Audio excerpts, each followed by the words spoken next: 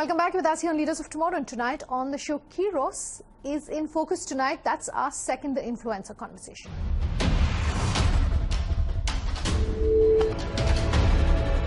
Healthy snacking may have started off as somewhat of an urban phenomenon, but more and more people are now converting to eating better and taking better care of themselves, cashing in on this wave really of people's information when it comes to eating right. Is Lucknow-based Keeros. I caught up with the company to understand more about the superfoods and the healthy snacking market is concerned, as well as what it means for them to be based in a tier 2 market and how they're using the power of technology to reach out to customers span India.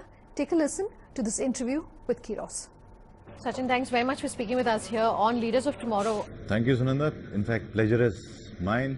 And my first question to you, if we can start by talking about the brand Keeros, how you decided that perhaps is a market for a brand like yours, which is a niche product.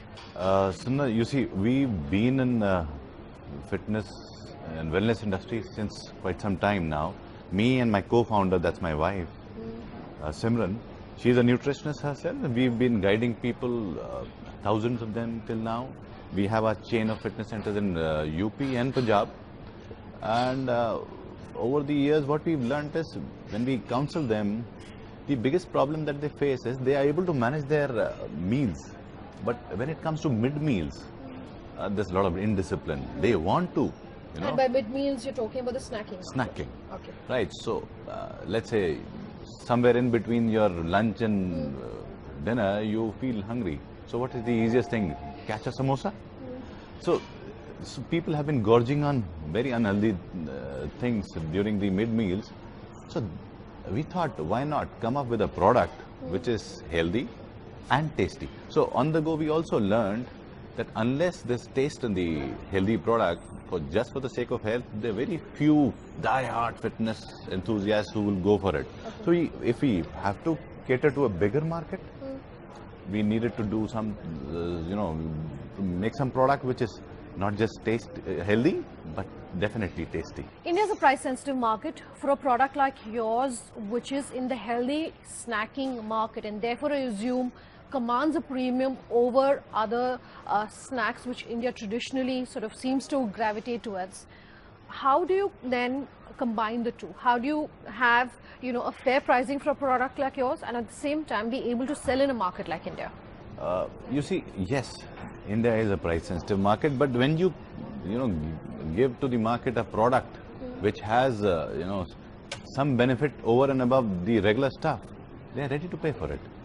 And I think with the, increasing incomes, with the awareness about the health, people are ready to pay a premium. Even people from the middle class, if there is a diabetic in the family, he would pay 10 rupees extra for a product which he otherwise wouldn't. So I think... Okay, you think there is a market for it? And we're not having a problem in Lucknow, so I'm sure. And of course, we're selling on e-com marketplaces around the country, across the country. Sure. So I am not facing, that kind of a question. Ye kaise? Is there a market for a product like yours outside of the metros, outside of tier 1, tier 2? Because we were just talking about how price sensitive a market this is. Does this mean that you can expand beyond your metros? Lucknow was a test market for us. Okay. That's step 1 for us, just a stepping stone. So I am in the process of getting funded, and once that is done, we plan to expand very fast across the length and breadth of country, especially metros. Yes, you're right. The major chunk of the market is there in metros at the moment for coming next 2 to 3 years. But I think, the big story is, big stories, 3 years, 5 years down the line would be coming from the tier 2 towns, maybe tier 1 towns and not metros. My prediction. Okay, so you're saying that you're using e-commerce to ensure that you're not just a tier 1, tier 2 player? Yeah, that's definitely there. So that, technology has cut the, distances. There's no more, there's no more thing like, distance between a city B and city A. So, I mean, if you order my product at, let's say, 11 in the morning, next morning in the breakfast, you'll get my product here on your table. Okay, fair enough. I want to talk about one thing that's definitely had an impact in this market, which is GST. GST has increased prices across all food products. What sort of an impact has it had on you? Through our show, talk to other players who are in this market about perhaps what was your own strategy when it came to dealing with GST and therefore the prices associated with a post-GST regime. See, for 3 months we did have a problem. We commercially launched last March. By end of May, we had a problem. No retailer of ours was ready to keep our product. We could not expand. I ended up paying more. It was initially 5%. Then it became 12% on my product. But there are so many inputs that I get that actually it's... You're talking about the input credit? Yeah, input credits that we get. And it's much easier, getting my products from one place to the other. No hindrances. It's a, one market across the country. Much easier. Earlier there were a lot of, bureaucratic hassles. So ultimately I stand to gain. So I'm sure a lot of other people of my size, should gain out of it.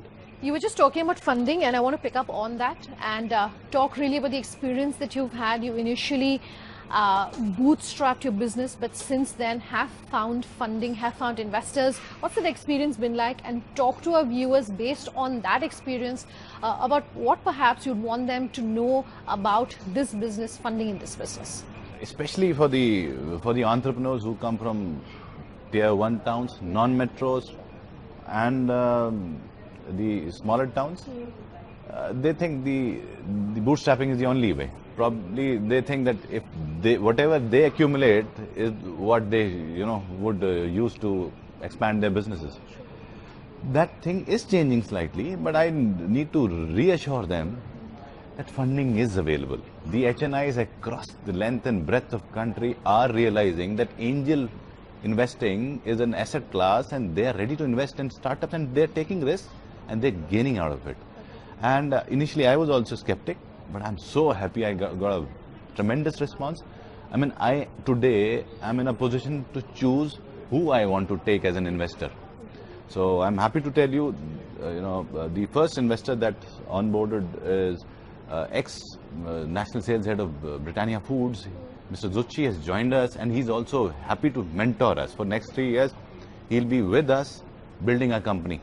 My last question to you then, even as you're speaking about looking beyond just, tier 1 for your product, you're talking about the investments, of course. What are the next few years looking like? Anything on your radar that you can share with our viewers? Look, at the moment we have our 2 signature products, multi-seed and multi-grain, which are selling like hotcakes already through length and breadth of the country. But yes, as we move forward, as we, first market after Lucknow would be North, Delhi NCR and other cities, major cities in North. For 3, 4, 5 months down the line, we'll have more variants of the products which are not just healthy, but also low in glycemic index, which are healthy for all and safe for diabetics. That's one segment that we want to, guard ourselves with. And of course, we are in the process of researching what are the new to the world products which can be brought and which probably people have not even thought about at this moment.